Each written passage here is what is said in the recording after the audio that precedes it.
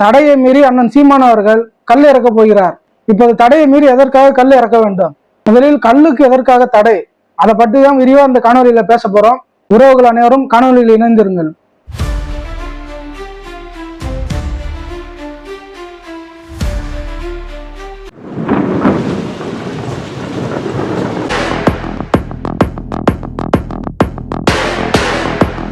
சீமான் பனை ஏறி கல் இறக்குகிறார்.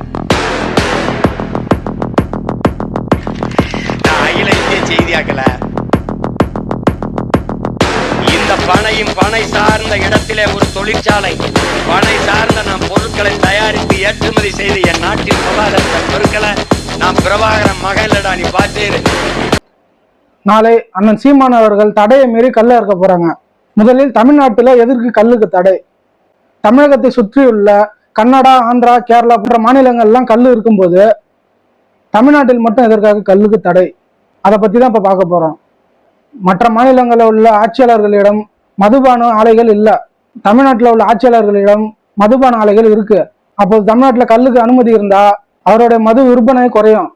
அந்த ஒரு காரணத்துக்காக தான் கல்ல மதுன்னு சொல்லி தடை செஞ்சிருக்காரு. இப்ப நம்ம என்ன கேட்கிறோம், கல்லு உணவின் ஒரு பாதி, அப்ப அந்த கல்லே மதுன்னா அப்போ அந்த திராவிட சாரையும் சத்துட்டானிக்கா?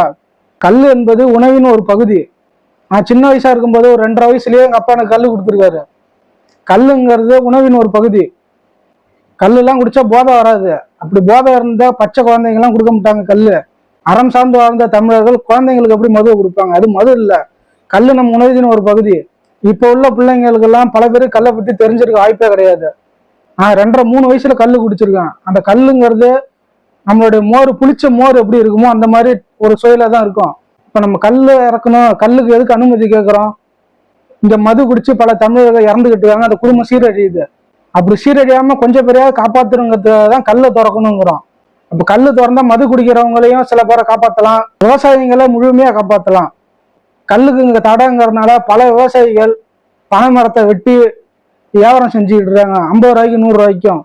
ஏன்னா வருமானம் இல்லை, பனையில வருமானம் இல்லை. அப்படி ஒரு சூழ்நிலை தான் உருவாக்கி வச்சிருக்கு இந்த திராவிட அரசு. பனையில எவ்வளவு வளங்கள் இருக்கு, அண்ணன் சீமான் அதை பத்தி எடுத்து பேசிக்கிட்டே தான் இருக்காங்க. தன் மொத்த உடலில் இருந்துமே நன்மை மட்டும் தரக்கூடிய ஒரு மரம் என்றால் அது பனை மரம் தான்.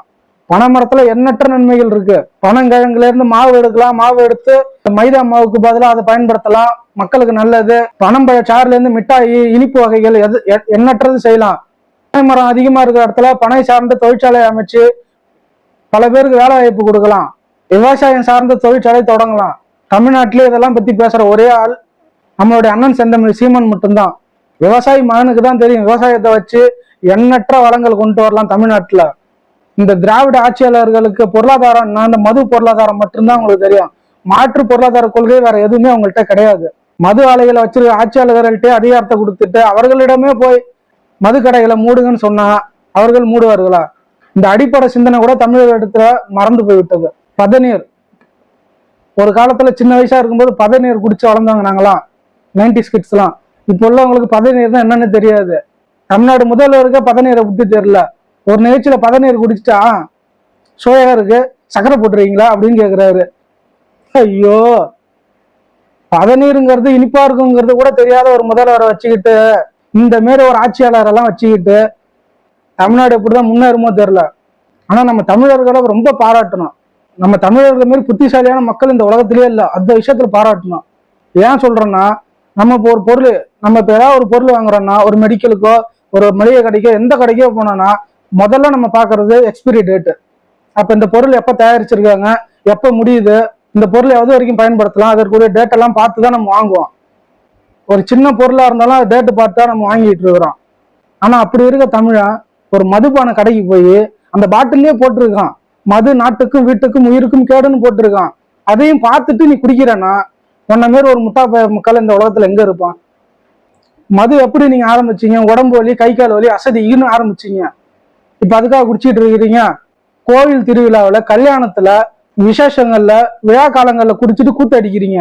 அந்த நிலைமைக்கு வந்துருச்சு தமிழ்நாடு. இங்க மது குடிக்காம இருக்க முடியல ஒருத்தனாலையும். அந்த டைமுக்கு மது குடிக்கலன்னா கை நடுங்குது. எவ்வளவு பேருங்க பாதிக்கப்பட்டிருக்க மதுவால. அதெல்லாம் பத்தி இந்த ஆட்சியில இருக்கு துளி கூட கவலை இல்லை. போன தீபாவளியோட இந்த தீபாவளி டாஸ்மார்க் வருமானம் குறைஞ்சிருக்குன்னு ஐஏஎஸ் அதிகாரிகளை கூப்பிட்டு கணக்கு எடுக்க சொல்றாங்க. ஏன் மதுபான கடையில எதற்காக வியாபாரம் குறைஞ்சுன்னு லிஸ்ட் எடுக்க சொல்றாங்க. இப்படி ஒரு ஆட்சியாளரை வச்சுக்கிட்டு நம்ம வாழ்றோம். அதுவும் ஒரு அமைச்சர் பேசுறாரு, பத்திரிகையாளர் சந்திப்புல பேசுறாரு, காலையில குடிக்கிறவங்களெல்லாம் குடிக்கிறேன்னு சொல்லாதீங்க, எனக்கு கெட்ட கோவம் வந்துடும் அப்படின்னு பேசுறாரு. ஆனா இந்த மாதிரி ஆளுங்களை தான் நம்ம ஆட்சி அதிகாரத்துக்கு அனுப்பிட்டு இருக்கிறோம்.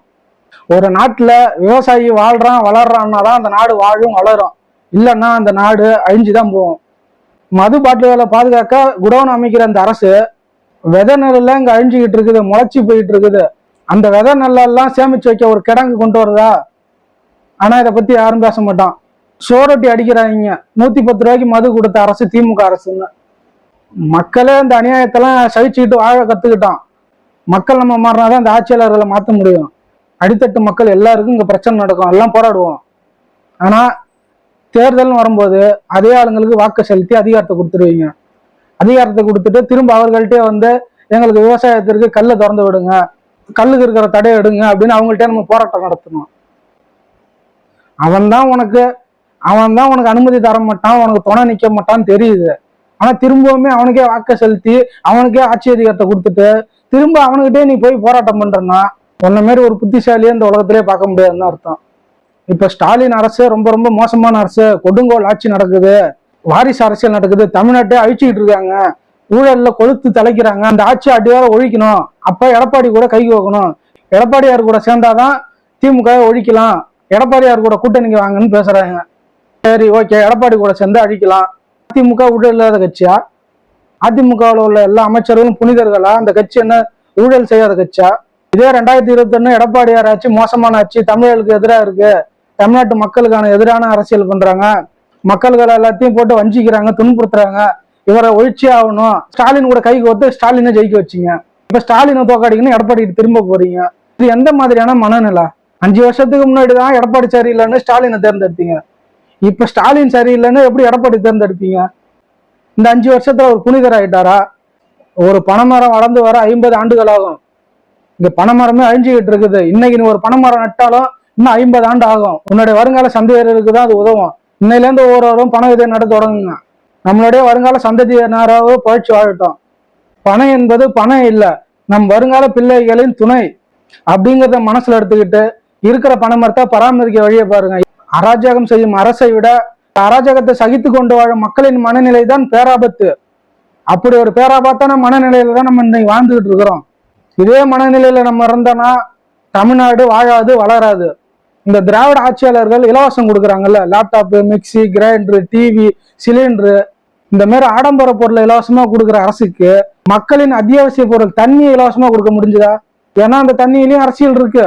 மக்களின் அன்றாட தேவைகளை இலவசமா கொடுக்க முடியாத அரசு ஆடம்பர பொருளை இலவசமா கொடுக்கறது வளர்ச்சியான திட்டம் கிடையாது, அது வீழ்ச்சியான திட்டம் தான். இந்த ஆட்சியாளர் இலவசம் கொடுங்க, 8 லட்சம் கோடி கடன் வச்சுக்கிட்டு நீங்க ஏன் இலவசம் கொடுக்குறீங்க? 8 லட்சம் கோடியை அடுத்து 80 லட்சமா தான் ஆக்குவீங்களே தவிர அதை குறைக்க மாட்டீங்க. அந்த 8 லட்சம் கடனை அடைச்சிட்டு மீதி பணம் இருந்தா அதுல இலவசம் கொடுங்க. அதை விட்டுட்டு கடன் வாங்கி இலவசத்தை கொடுத்து இந்த மக்களையும் இந்த நாட்டையும் அழிக்கிறத கூடிய திட்டம் தான் இதெல்லாம். எதுக்கு இலவசம் கொடுக்குறீங்க? மக்கள் அன்றாட பயன்படுத்தக்கூடிய அனைத்து பொருள்களுமே விலையேற்றம் வந்து விட்டது. மின்சாரம் வரி கூடிடுச்சு, சொத்து வரி கூடிடுச்சு, தண்ணி வரி கூடிடுச்சு. அந்த வரியை குறைக்க முடியல, எல்லாத்தையும் கூட்டிட்டு மக்கள் தலையில சுமை ஏற்றி வச்சுட்டு இந்த பக்கம் வந்து 1000 ரூபாய் இலவசமா கொடுக்குறீங்க. நீங்க அடிக்கிற கொள்ளையில கமிஷன் கொடுக்குறீங்க. உங்களை மாரி நாங்களும் ஒரு திருடன் ஆயிட்டோம் இந்த 1000 ரூபாய் வாங்கினால. இதெல்லாம் சிந்திக்கக்கூடிய மக்கள் தமிழ்நாட்டில் இல்லாதனாலதான் இந்த திராவிட ஆட்சியாளர்கள் திரும்ப திரும்ப திரும்ப அதிகாரத்துக்கு வந்துட்டு தமிழ்நாட்டை அழிச்சு கொண்டிருக்கிறார்கள். மக்கள் சார்ந்த அரசியலுக்கு நாம் தமிழரை ஆதரிப்போம். கல் எங்களது உணவு, எங்களது உரிமை. மீண்டும் இன்னொரு காணொலியில் சந்திப்போம்.